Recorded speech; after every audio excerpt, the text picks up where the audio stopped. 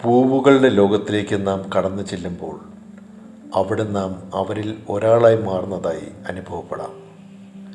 ഇളം കാറ്റിൽ മെല്ലെ ആടിയുലയുന്ന പൂവ് ആരെയും ആകർഷിച്ചുകൊണ്ട് ചുറ്റുമെങ്ങും സുഗന്ധം പരത്തുന്നു. ആ പൂവ് അരികിലേക്ക് ക്ഷണിക്കുന്നത് പോലെയാണ് നമ്മെ ആകർഷിക്കുന്നത്. അതിൻ്റെ നിറമാർന്ന ഭംഗിയും മണവും ആസ്വദിച്ച് എത്ര സമയം വേണമെങ്കിലും നാം നിൽക്കാറുണ്ട്. വിരിയുന്ന പൂവിൻ്റെ സ്ഥിതിയും മറിച്ചല്ല.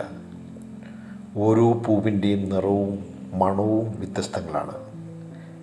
മുള്ളുകൾക്കിടയിൽ വിരിഞ്ഞാലും പൂവിൻ്റെ സൗന്ദര്യം കുറയുന്നില്ല. അവയോടുള്ള നമ്മുടെ ഇഷ്ടവും മാറുന്നില്ല.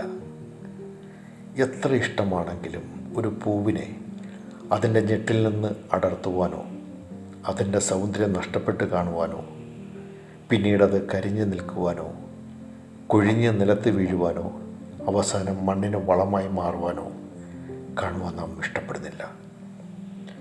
സുഗന്ധം നഷ്ടപ്പെട്ടു പോകരുതേ എന്ന് നാം ആഗ്രഹിക്കുന്നത് പോലെ, സ്നേഹത്തോടെ അരികിൽ നമ്മെ വിളിച്ച് തലോടുന്നത് പോലെയുള്ള പൂവിൻ്റെ നിഷ്കളങ്കമായ ലാവണ്യവും മന്ദമാരുതനോടൊപ്പമുള്ള ആനന്ദ നൃത്തവും നിശ്ചലമാകരുതേ എന്നും നാം ആത്മാർത്ഥമായി ആഗ്രഹിക്കുന്നത് പോലെ.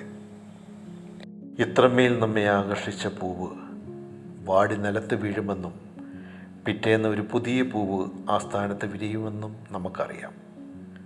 ആ പൂവിനെ പോലെ മാധുര്യവും ശോഭയും നിറഞ്ഞതാണ് അമ്മ.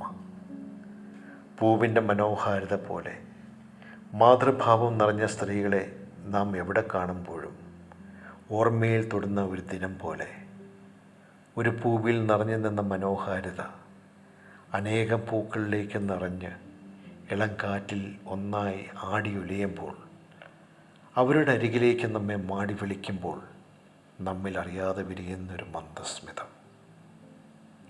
അമ്മ ദിനാശംസകൾ. John Kurian, JKV Mesh Programs.